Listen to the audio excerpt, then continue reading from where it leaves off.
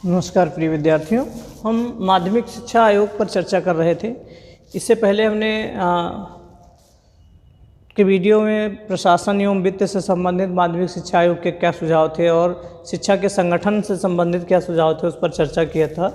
अब हम माध्यमिक शिक्षा के उद्देश्यों से संबंधित माध्यमिक शिक्षा आयोग के क्या सुझाव थे इस पर चर्चा कर रहे हैं।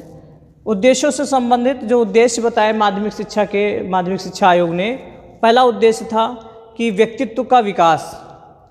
शिक्षा के द्वारा, माध्यमिक शिक्षा के द्वारा व्यक्तित्व का विकास हो। व्यक्तित्व जिसको अंग्रेजी में पर्सनालिटी कहते हैं, और पर्सनालिटी की जब हम बात करते हैं तो हमारे सभी गुण, हमारा सर्वांगीण विकास उसमें सम्मिलित हो जाता है। सभी गुण हमारे शारीरिक, मानसिक, सामाजिक, नैतिक, चारित्रिक से संबंधित सभी गुण सम्मिलित हो जाते हैं। तो शिक्षा को चाहिए कि हमारे व्यक्तित्व का विकास करे। इसके साथ साथ दूसरा उद्देश्य था नेतृत्व का विकास।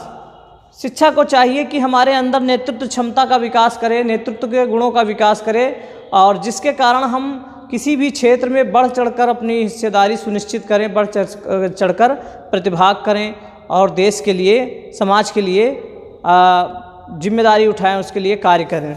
फिर इसके बाद तीसरा उद्देश्य जो बताया, नागरिकता के गुणों का विकास। नागरिकता क्या है? नागरिक हम उसी को कह सकते हैं जिसको अपने अधिकारों और कर्तव्यों का ज्ञान हो। तो माध्यमिक शिक्षा आयोग ने एक उद्देश्य शिक्षा का ये भी निश्चित किया कि नागरिकता की भावना हो, नागरिकता के गुणों का विकास किया जाए। नागरिक क्या हैं हम जाने, हमारे देश ने हमको क्या अधिकार दिए हैं, जो अधिकार दिए गए हैं, और हमारे कर्तव्य क्या हैं। इन अधिकारों को, कर्तव्यों को, समाज को लेकर, राष्ट्र को लेकर हमारी क्या जिम्मेदारियां हैं, इसको हम जाने। ऐसे गुणों का विकास शिक्षा द्वारा, माध्यमिक शिक्षा द्वारा किया जाना चाहिए।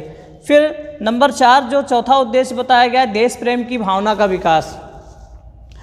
माध्यमिक शिक्षा द्वारा प्रत्येक छात्र में, प्रत्येक विद्यार्थी में, देश के प्रत्येक व्यक्ति में देश प्रेम की भावना का विकास किया जाना चाहिए। देश हित सर्वोपरि होना चाहिए। हमारी पहचान, हम भारतीय हैं, ये हमारी पहचान होनी चाहिए, ना कि हम हिंदू हैं, मुस्लिम हैं, सिख, ईसाई हैं, ये हमारी पहचान नहीं होनी चाहिए। उसमें भी हम उच्च वर्ग के हैं, हम कुलीन वर्ग के हैं, हम निम्न वर्ग के हैं, हम सामान्य वर्ग के हैं, ऐसी सोच नहीं होनी चाहिए। हम जाति और धर्म से हटकर देश हित के बारे में सोचें, देश के लिए कार्य करें और देश को सर्वोपर रखें। देश हित सर्वोपरि होगा, बाकी हित बाद में होंगे। ऐसी भावना से युक्त व्यक्तियों का निर्माण माध्यमिक शिक्षा द्वारा किया जाना चाहिए। फिर 5वां है जीवन यापन की कला का विकास। हम किस तरह से अपना जीवन यापन कर सकते हैं, किस तरह से हम समाज में अपने आप को एडजस्ट कर सकते हैं, परिस्थितियों के अनुकूल अपने आप को ढाल सकते हैं, ऐसी क्षमता का विकास शिक्षा द्वारा हमारे अंदर किया जाना चाहिए।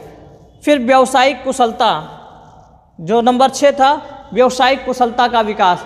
व्यावसायिक कुशलता मतलब हम किसी स्किल्ड से ट्रेंड हों, किसी स्किल्ड में हम कौशल से युक्त हों, क्योंकि आज शिक्षा जब तक हमको जीविकोपार्जन के योग्य नहीं बना पाती है, तब तक शिक्षा हमारी निरर्थक समझी जाती है। इसलिए हमारे अंदर व्यावसायिक कुशलता शिक्षा द्वारा पैदा की जानी चाहिए, जिससे हम बेरोजगार न रहें, आगे चलकर हम अपना और अपने परिवार का भरण पोषण कर सकें। ये शिक्षा के उद्देश्य, माध्यमिक शिक्षा के उद्देश्य ये निश्चित किए। उद्देश्यों के बाद हम बात करते हैं माध्यमिक शिक्षा की पाठचर्या संबंधी, जो माध्यमिक शिक्षा आयोग के सुझाव थे उसकी चर्चा करते हैं। माध्यमिक शिक्षा की पाठचर्या क्या हो, इसके संबंधित आयोग के जो सुझाव थे, इस पर जब हम चर्चा करते हैं तो पाठचर्या के निर्माण संबंधी 4 आधारभूत सिद्धांतों की चर्चा माध्यमिक शिक्षा आयोग ने की थी। पाठचर्या के निर्माण संबंधी 4 आधारभूत सिद्धांतों की चर्चा माध्यमिक शिक्षा आयोग ने की थी। पहला सिद्धांत था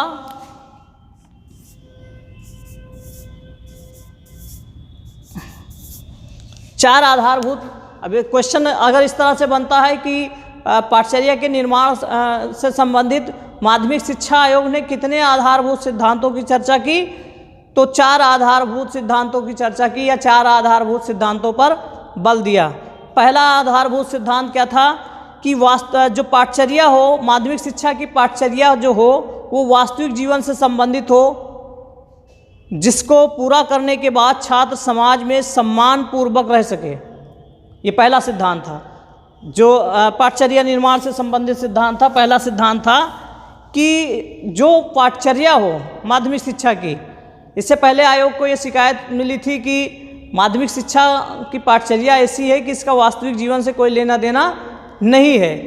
तो इसलिए माध्यमिक शिक्षा के पाठचर्या के निर्माण से संबंधित जो सुझाव दिए, उसमें पहला सुझाव जो सिद्धांत दिए, उसमें पहला सिद्धांत ये था कि वास्तविक जीवन से संबंधित हो, पाठचर्या जो हो वो वास्तविक जीवन से संबंधित हो और जिसे पूरा कर छात्र समाज में सम्मान पूर्वक रह सके, अपना जीवन यापन कर सके, अपना और अपने परिवार का भरण पोषण कर सके। ऐसी पाठचर्या, ऐसे विषय वस्तुओं को पाठचर्या में स्थान दिए जाएं।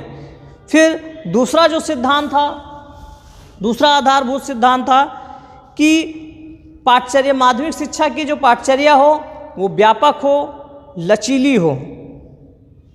माध्यमिक शिक्षा की पाठचर्या जो हो वो व्यापक हो और लचीली हो। व्यापक और लचीली का तात्पर्य इसलिए था कि व्यापक और लचीली होगी तभी बच्चे के पास बहुत सारे ऑप्शन होंगे, वो अपनी क्षमता के अनुसार, अपनी आवश्यकता के अनुसार, अपनी रुचि के अनुसार विषयों का चयन कर सके। इसलिए तीसरा सिद्धांत ये था कि दूसरा सिद्धांत था कि माध्यमिक शिक्षा की पाठचर्या लचीली हो और व्यापक हो। लचीली इसलिए कहा गया कि आवश्यकता के अनुसार उसमें विषय रखे जाएं और निकाले जा सकें, और व्यापक इसलिए बच्चे के पास बहुत सारे ऑप्शन हो, अपनी रुचि और आवश्यकता, क्षमता के अनुसार विषयों का चयन कर सकें, उसको छूट हो। ये फिर तीसरा सिद्धांत था, तीसरा जो सिद्धांत बताया कि सभी विषयों और क्रियाएं, सभी विषय और विषयों से संबंधित क्रियाएं एक दूसरे से जुड़ी हों, सभी विषयों एवं क्रियाओं में सहसंबंध हो, सभी विषयों और क्रियाओं में सहसंबंध हो, एक दूसरे से जुड़ी हों, ऐसे चीज़ें रखी जाए पाठचर्या में। फिर चौथा सिद्धांत था कि ऐसे विषयों का समावेश हो जिनसे छात्र अवकाश के समय का सदुपयोग कर सके। हर्बर्ट स्पेंसर महोदय ने कहा था, जो शिक्षा के उद्देश्य बताए थे उसमें एक उद्देश्य, उनका प्रमुख उद्देश्य था अवकाश काल के समय का सदुपयोग। ऐसे ही यहाँ पर एक सिद्धांत रखा गया कि पाठचर्या में ऐसे विषयों को रखा जाए जिनका उपयोग अवकाश के समय में छात्र कर सके, जिससे छात्रों के अवकाश के समय का सदुपयोग हो, ऐसे विषय पाठचर्या में रखे जाने चाहिए। ये पाठचर्या निर्माण संबंधी आधारभूत सिद्धांत जो थे, सुझाव जो थे वो थे। फिर पाठचर्या की बात की जाती है तो पाठचर्या को 3 वर्गों में विभाजित किया जाता है। माध्यमिक शिक्षा, उच्च माध्यमिक शिक्षा और ऐच्छिक विषय वर्ग।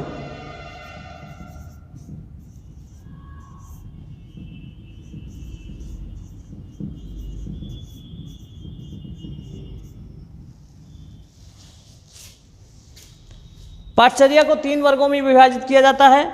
माध्यमिक शिक्षा संबंधी पाठचर्या, उच्च माध्यमिक शिक्षा संबंधी पाठचर्या और ऐच्छिक विषय वर्ग।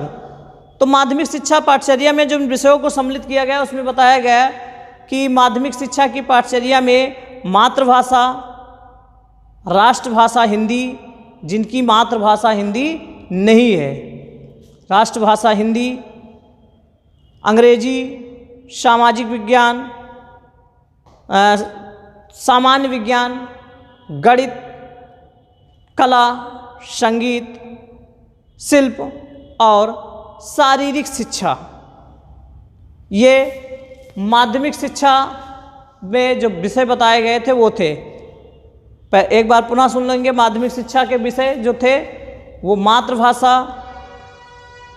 सेकेंड लैंग्वेज की जगह पर जो राष्ट्रभाषा हिंदी, अंग्रेजी, सामान्य विज्ञान, सामाजिक विज्ञान, गणित, कला, संगीत, शिल्प और शारीरिक शिक्षा, ये प्रमुख विषय सामान्य माध्यमिक शिक्षा में रखे गए। फिर उच्च माध्यमिक शिक्षा की बात की जाए उसमें भी मातृभाषा, हिंदी जिनकी मातृभाषा हिंदी नहीं है, राष्ट्रभाषा के रूप में हिंदी। संघीय भाषा जिनकी मातृभाषा हिंदी है, उनको एक और संघीय भाषा के रूप में किसी भाषा का चयन करना है। फिर समाज विज्ञान, गणित, सामान्य विज्ञान और सामाजिक विज्ञान, ये प्रथम 2 वर्ष तक उच्च माध्यमिक शिक्षा में रहेंगे। इसके साथ साथ शिल्प, ये उच्च माध्यमिक शिक्षा के विषय थे। फिर ऐच्छिक विषय वर्गों के लिए, ऐच्छिक विषय वर्ग जो थे उनमें पहला वर्ग था मानव शास्त्र, जिसको हम आर्ट्स साइड कहते हैं। मानव शास्त्र, मानविकी जिसको कहते हैं, मानव शास्त्र, विज्ञान, वाणिज्य, तकनीकी, कृषि, ललित कला और गृह विज्ञान, इन 7 वर्गों में विभाजित किया गया है। पहला मानविकी, दूसरा विज्ञान, तीसरा वाणिज्य, चौथा तकनीकी, पांचवा कृषि, छठवां ललित कला और सातवां गृह विज्ञान, ये वर्ग रखे गए। तो ये पाठचर्या संबंधी सुझाव थे। फिर शिक्षण विधियों से संबंधित सुझाव की बात करते हैं।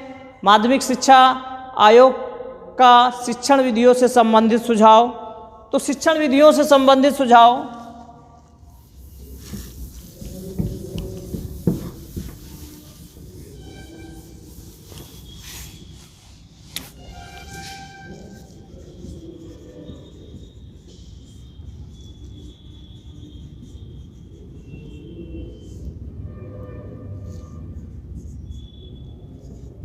शिक्षण विधियों से संबंधित सुझाव। शिक्षण विधियों से संबंधित सुझाव। शिक्षण विधियों की बात जब आती है तो आयोग ने कहा, ये रटने की परंपरा का आयोग ने विरोध किया कि जो रटने पर सबसे ज़्यादा जोर दिया जाता है, रटने की पद्धति को छोड़ना होगा। बच्चे को सोचने, समझने, स्वयं से करने, स्वयं के अनुभव द्वारा करने का अवसर उसको दिया जाना चाहिए। सोच कर करने, समझ कर करने, स्वयं से करने, स्वयं के अनुभव द्वारा करने का अवसर बच्चों को मिलना चाहिए। बच्चों की सक्रिय भागीदारी होनी चाहिए सीखने में। सामूहिक क्रियाओं का आयोजन किया जाना चाहिए। क्रिया विधि का प्रयोग किया जाए, योजना विधि का प्रयोग किया जाए, दृश्य श्रव्य साधनों का प्रयोग किया जाए और प्रयोग विधि अपनाई जाए तथा स्वाध्याय विधि अपनाकर बच्चों में स्वाध्याय की भावना को प्रोत्साहन दिया जाए। ये शिक्षण विधियों से संबंधित आयोग के सुझाव थे कि शिक्षण विधियों से संबंधित आयोग के सुझाव थे कि रटने की परंपरा छोड़ी जाए। रटने पर जो माध्यमिक शिक्षा में सबसे ज़्यादा जोर दिया जाता है, रटने की चीज़ें छोड़ दी जाएं। इसके साथ साथ उसको स्वयं से सोचने, समझने, कार्य करने का अवसर मिलना चाहिए। अनुभव के द्वारा सीखने का अवसर मिलना चाहिए। स्वयं से करके सीखने का अवसर मिलना चाहिए। सक्रिय भागीदारी होनी चाहिए सीखने में। निष्क्रिय श्रोता ना होकर सक्रिय कार्यकर्ता बने बच्चा, विद्यार्थी। सामूहिक क्रियाओं में भाग ले जिससे उसमें क्रिया विधि और योजना विधि का उपयोग किया जा सके। ज़्यादा से ज़्यादा दृश्य श्रव्य साधनों का प्रयोग किया जाए जिससे सीखने की क्रिया को और बेहतर बनाया जा सके। प्रयोग विधि का प्रयोग किया जाए। प्रयोग विधि के आधार पर बच्चे निष्कर्ष तक पहुँचे। इसके साथ साथ स्वाध्याय विधि को प्रोत्साहित किया जाए। बच्चों में स्वाध्याय की भावना बच्चों के अंदर विकसित किया जाए। इसके बाद शिक्षण विधियों के बाद अनुशासन की बात आती है। अनुशासन संबंधी सुझाव।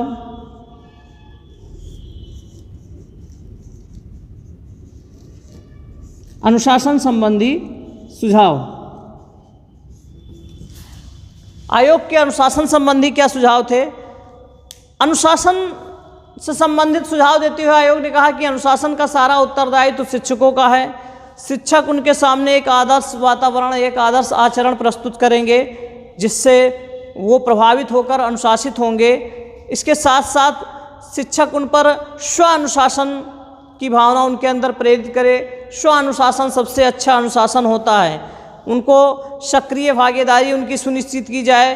पाठ्य सहगामी क्रियाएं आयोजित की जाएं उनकी रुचियों का, विद्यार्थियों के उनकी अभिवृत्तियों को ध्यान में रखा जाए तो अनुशासनहीनता की समस्या नहीं आएगी। साथ साथ ये भी सुझाव दिया कि 17 वर्ष से कम आयु के जो बच्चे हैं उनको किसी भी प्रकार के राजनीतिक आंदोलन या राजनीतिक चुनाव प्रचार प्रसार में हिस्सेदारी लेने के लिए रोक लगा दी जाए, कानूनी निषेध कर दिया जाए। राजनीतिक आंदोलनों और राजनीतिक पार्टियों के चुनाव प्रचार प्रसार करने में 17 वर्ष के कम जो बच्चे हैं उनका निषेध कर दिया जाए, उसको गैर कानूनी घोषित किया जाए, उनकी सहभागिता उसमें न रखी जाए। ठीक, ये अनुशासन से संबंधित सुझाव थे। अनुशासन से संबंधित सुझाव के बाद शिक्षकों से संबंधित सुझाव की बात आती है।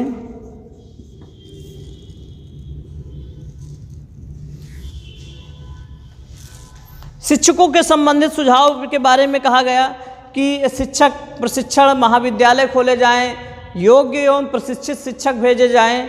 इसके साथ साथ प्रशिक्षण के समय उनको छात्रवृत्ति दी जाए और जो पहले से टीचर हैं उनको प्रशिक्षण के समय भी पूरा वेतन उनका दिया जाए।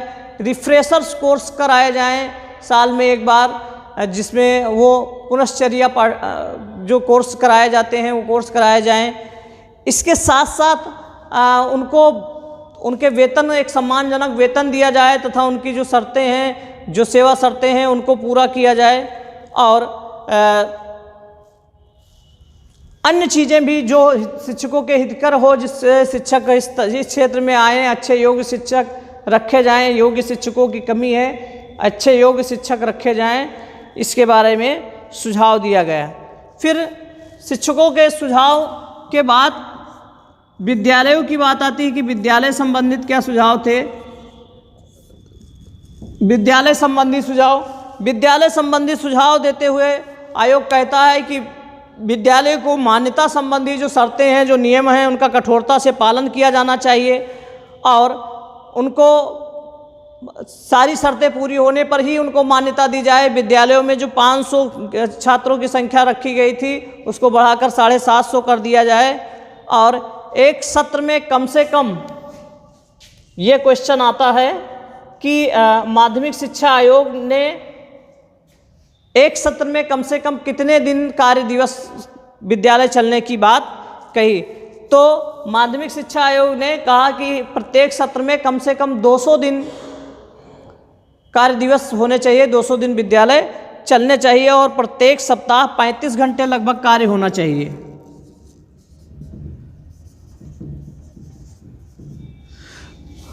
प्रत्येक सत्र में कम से कम 200 दिन कार्य दिवस हो और कम से कम प्रत्येक सप्ताह में 35 घंटे का कार्य हो।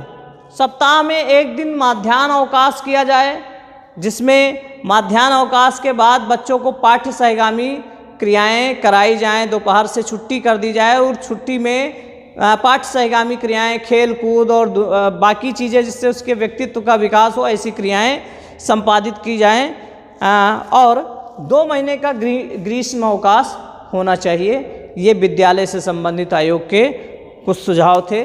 तो आयोग का जो था वो बहुत विस्तृत है, लेकिन उसकी हम संक्षिप्त रूप से चर्चा कर रहे हैं, क्योंकि हम ऑनलाइन वीडियो के द्वारा सभी चीज़ों की विस्तार से चर्चा नहीं कर सकते हैं, क्योंकि बहुत सारी चीज़ें हैं, लेकिन कुछ महत्वपूर्ण चीज़ें थी जो उसको हमने अपने वीडियो में सम्मिलित किया है।